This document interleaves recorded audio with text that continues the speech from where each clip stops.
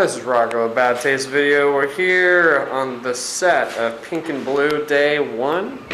We have moved everything in the office to the other side of the wall as to make room for a stage over here. We were told that this area here, we would be able to build a sound stage for our next music video. As you can see, we got plenty of room. However, we had that revoked from us, so this guy could store our stuff up here. The world will never conform to what you want for your film. People will always try to stop you. They don't actually care. They don't give a fuck about what you're doing, so don't take it personally. But that's just the way of the world. So sometimes you just have to move all the desks in your office to the other side of the room and say, okay, this is the set now. We're here with engineering guru Kyle Geisty. Close or enough. Gisty. Gistay. Working on the set for Pink and Blue. What's the plan here, Kyle? Mostly we're just going to be building a frame to support some half-inch plywood we have on top of my car. It's going to be our main deck for the shoot, and then we got some fiberboard we're going to use to roll around the front to kind of give us a hill illusion effect. How much do we spend on for the set here? I think it ended up being like $100 over budget, at like $300 because we went with some beefier plywood to make sure our actors are safe. That's priority one.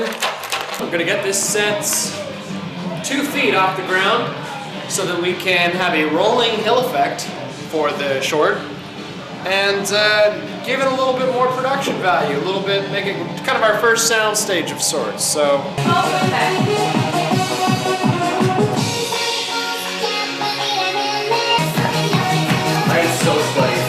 We got our skeleton in place, our little suitcase, our little red and pink picnic blanket here. We got our grass, which as you notice is blue. Why blue? What is going, where, is this a Dr. Seuss book, you may be asking? No. As you notice, we have a green screen behind our skeleton and future cast member here, as we're going to be putting in an animated sky behind the main characters, and so, because we'll be using green screen technology, cutting edge stuff, we had to make our grass a different color, not green. Luckily, the video is in black and white, so when you actually see the finished music video, you will not even notice that it's not green, because it will be some kind of gray. This is what we call movie magic, isn't it, Brooks? Yep. Oh, hello there. How'd you get on the set of Pink and Blue? Where'd you come from?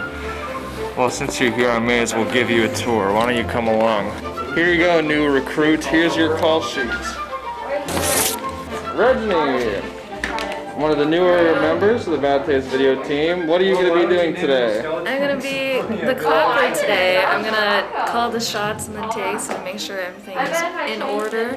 So when we edit, it looks good and we can reference everything back. And how many years have you been in the film industry at this point? 0. 0? This is Reggie's first time on a very professional movie set. Oh, I'm Chris. And I was also wondering, Rocco, why you chose to rename the Skeleton Exponey when you were clearly asked to name the Skeleton Reginald. The people who lent it to us were like, yeah, you can use it, but only if you will have to credit him as Harvey. You have to put him in the credit. We can do that.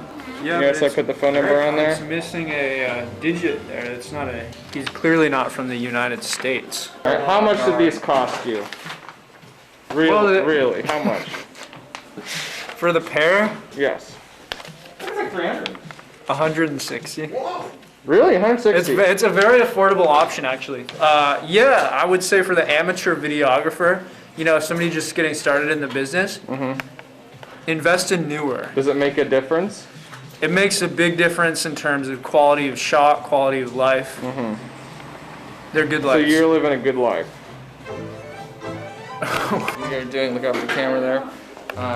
We're doing this puppeteering work of the skeleton, developing the Polaroid, which we have some fishing line, working that back and forth.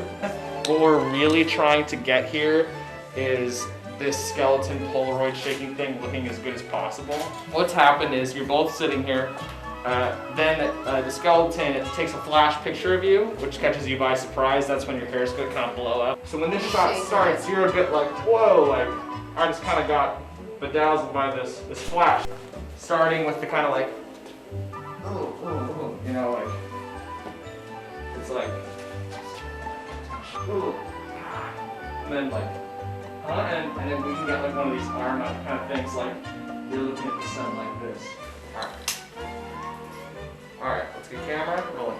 Shot 3D, take one. Okay, camera as far back as you can go. Yep. Yeah, your hand was just a little in frame there, so the farther back you can go a little bit farther back because your hand's gonna be moving, that'll be better. And action. Okay, I like that. The movement there was really great. When you look up to the sun, a little bit of annoyance. Okay, let's get the tempo. Yep, ready, and action. Currently getting frame. Here's Brooks Hauser getting the frame, and Chris, who's been working diligently with the lights over here. And who is it in the frame other than our star, Shatoya here? How's it going so far? Really fun, COVID safe, lighting fun, skeleton friends, all the good stuff. Friendly, professional, very, very thoroughly thought out. I love that. Is Rocco as big of an egomaniac as people say? More. Even more so? Than, yeah. Oh, wow. Well, let's get the shot of us. Let's get going. So, Yeah. we'll just kick back and we'll see if we need to change the lighting. Yeah, now? Yep. Ah, I see. It's right there. A little dark, it should be lighter. What do you think about the frame? What's that? Well, yeah, I mean, I like the framing of it. Hold whatever spot you think you're going to be able to keep hitting, Shatoya. Is this it? Okay, let me Yeah. Try it again, yeah. Hit whatever See feels what's natural. Yeah, okay, there. Do you want like my neck super long or? No, that's good. Okay. So yeah, lighting wise, let's power this on. Can you go to your final position, Shatoya? Okay, let's do light on and off, Chris. Yeah, that does a lot. Do we want to turn off on these boys over here? These two? Yeah. Okay, on. How are we doing anything? I think the one that Chris just turned on should go. I kind of like some shadow in this. Okay, on. I don't know, I kind of prefer it blown out a little bit because she's looking up at the sun. Yeah, sure. Okay. Feels weird to have the shadow to me. Let's go like 75%. Like that? Yes, I like that. Cool, we're good. Okay, we got the frame ready. Aw, thank you. For you, fresh. And here's some pepper. Okay. Ready? Okay, here we go. Shot 20, take 4. Alright. Ready? Action!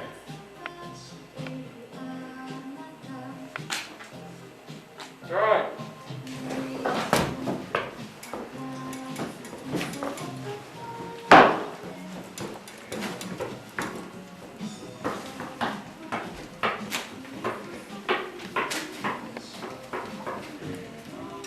Woo! Very good. Alright. That's a wrap on Shatoya for Shatoya, how do you feel? I feel dead. Okay, so we're here on the side of Pink and Blue. We've finished shooting, and this is the first layer of content that will exist in the video. We have to put some animations, some stop motion animations, some animations for the background, and some separate animations for the skeleton. Things to go on top that Zach Retzel will do. Sophie will animate, and Miguel will do the backgrounds. Sophie's over here hard at work on the Pink and Blue music video, and working on some stop motion. What's going on over here? Who are these guys What's the situation? So these are our creatures for our pink and blue video. Just working through the stop motion for them. This is the program. It's called Dragon Frame. She shows you the live feed of what we're looking at as we move the creatures through different motions. And you can walk through your frames through the trackpad so you can see what your movements look like. And then it's logging all the frames down here. Yeah. I see. So that's convenient because then you don't have to actually hit the button on the camera and risk moving the position of it. Yeah, it Right. avoids camera bumps.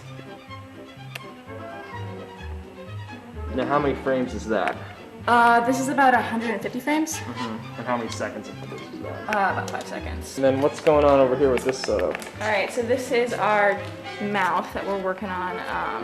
It's been kind of a pain. The engineering isn't super simple because we're trying to hide the teeth, the wires that are attached to the teeth as they move through into the throat. So those wires kind of can fall down. Yeah, that's been the big struggle, is finding a way to make it look like the teeth are falling into the throat. But it's been not super simple. And how many seconds is this gonna be? This one was 3 seconds, so it's about 75 frames. Yeah, it's been a long time because this mouth also has to be used for a different shot of it opening, fully opening. So I've had to construct it so I can do both shots, so that's been kind of a nightmare, but it's been a fun challenge. Would you recommend stop motion to people, or do you think it's too difficult for people? If you have a lot of patience, I definitely recommend it. It's challenging, so it can be pretty satisfying in that way, but you definitely need a lot of patience and kind of MacGyver things all the time. Okay, so that should be good for this angle.